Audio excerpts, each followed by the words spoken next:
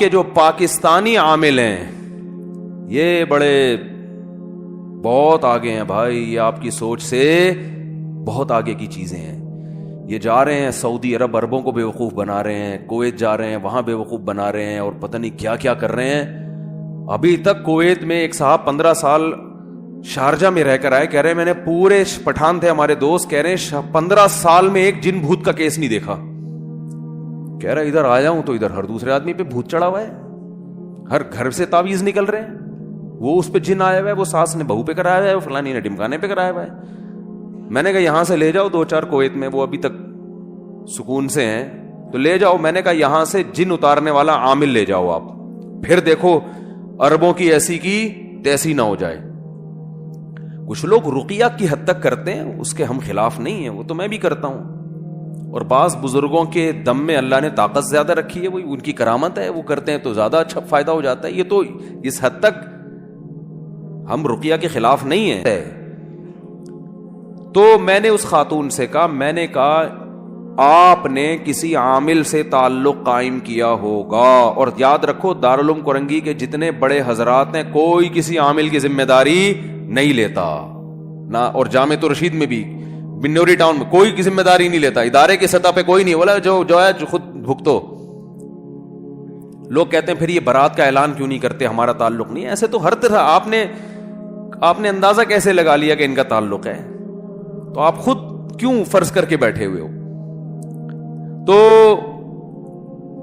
میں نے اس خاتون سے کہا، میں نے کہا کوئی پہلا آدمی ایسا ہوگا اس کی طبیعت خراب ہوئی، پتہ نہیں کیوں ہوئی خراب، جس وجہ سے بھی ہوئی، وہ چلا گیا عامل کے پاس. اب وہ کویت کے کوئی مفتی ہیں، انہوں نے کہا کہ میرے پاس جنات کی پوری جماعتیں ہیں، اور جماعتیں بھیج کے میں پرانی والی جماعتوں کو کیا کر رہا ہوں، نکلوا رہا ہوں. میں نے کہا اس سے تعلق ختم کرو، اس مفتی سے، مفتی نہیں ہے وہ، جب تک ختم نہیں کیا نا یہ علاج تو دماغ سے ایک ٹھیک ہوگا 4 اور بیمار ہو جائیں گے. اور پھر میں نے کہا کہ اس میں یہ بھی بڑا نقصان ہوگا کہ زندگی بھر کے لیے جن چڑیل بھوت، دیکھو میرے باپ دادا جن چڑیل بھوت میں نہیں پڑتے تھے، میرے والد صاحب کہ کبھی ہم نے نہ یہاں تعویذ دیکھا نہ یہاں دیکھا نہ کوئی دھاگا کہیں دیکھا. پریشانیاں بھی آئیں، 2 رکعت صلاۃ الحاجت پڑھ کے اللہ سے مانگتے تھے، اللہ ان کی مغفرت فرمائے. جب بھی کسی ٹینشن میں ہوتے تھے ہم اپنے والد کو دیکھتے تھے دعا مانگ رہے ہوتے تھے نماز پڑھ کے، بس نہ جن نہ چڑیل نہ بھوت.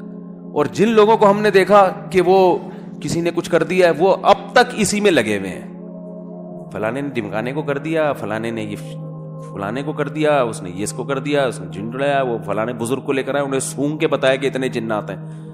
جن اسمیل والی چیز ہی نہیں ہے کہ سونگنے سے پتہ چلے، بنیان سونگ کے بتا رہے ہوتے ہیں. کس قدر بےغیرتی ہے یار، اپنی عورتوں کے بنیان غیر مردوں کو پکڑا دیتے ہو، وہ سونگ سونگ کے بتا رہے، تو بے شرمی ہے، اور اس کو پھر مفتی بھی کہہ رہے ہو، کس قدر بے شرمی کی بات ہے. تو اس لیے بھائی یہ ہاں، تو میں نے کہا کہ اس کا اب علاج یہ ہے، میں نے بہت سے لوگوں کے جنات بھگائے الحمدللہ. کیسے بھگائے ہیں؟ علاج چھڑوا دیا ان کا. لیکن علاج چھڑوانے کے لیے مضبوط، دیکھو جنات کو مایوس کرنا پڑتا ہے، یاد رکھو، کیونکہ اب جس عامل سے تعلق ہو گیا نا عقیدت، جب تک اس کی عقیدت کھرچ کے دلوں سے نہیں نکلے گی تو اس وقت تک جنات نہیں بھاگیں گے گھر سے. اور دل سے نکالنے کے لیے میں نے کہا کہ اس عامل کو فون کر کے معین اختر کا پروگرام سنیں، بلب کے رشتہ داروں کو گالیوں والا.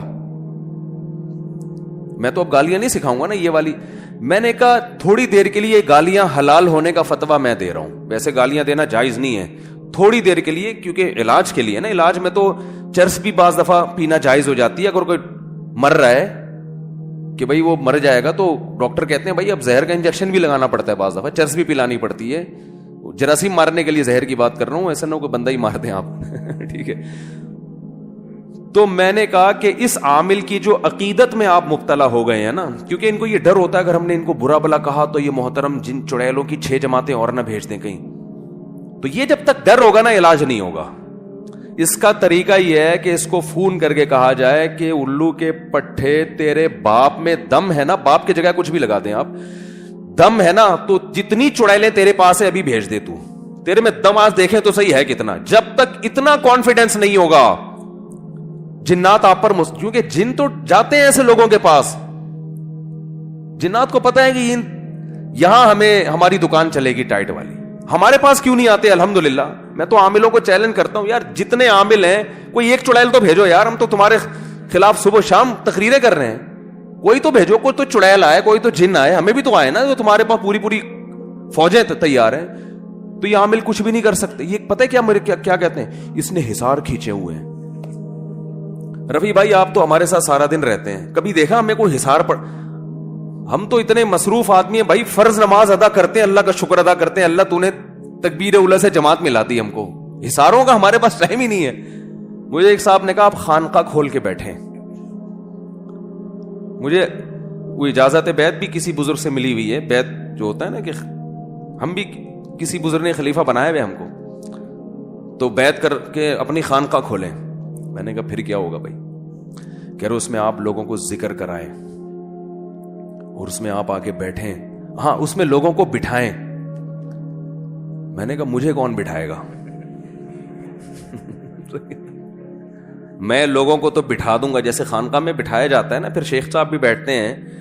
میں نے کہا لوگوں کو میں لاکھوں کروڑوں لوگوں کو بٹھا سکتا ہوں, لیکن یہ کروڑوں مل کے مجھے بٹھا دیں, خدا نے ایسا بچہ اب تک, یعنی کسی ماں نے ایسا بچہ اب تک جنا نہیں ہے جو مجھے بٹھا دے.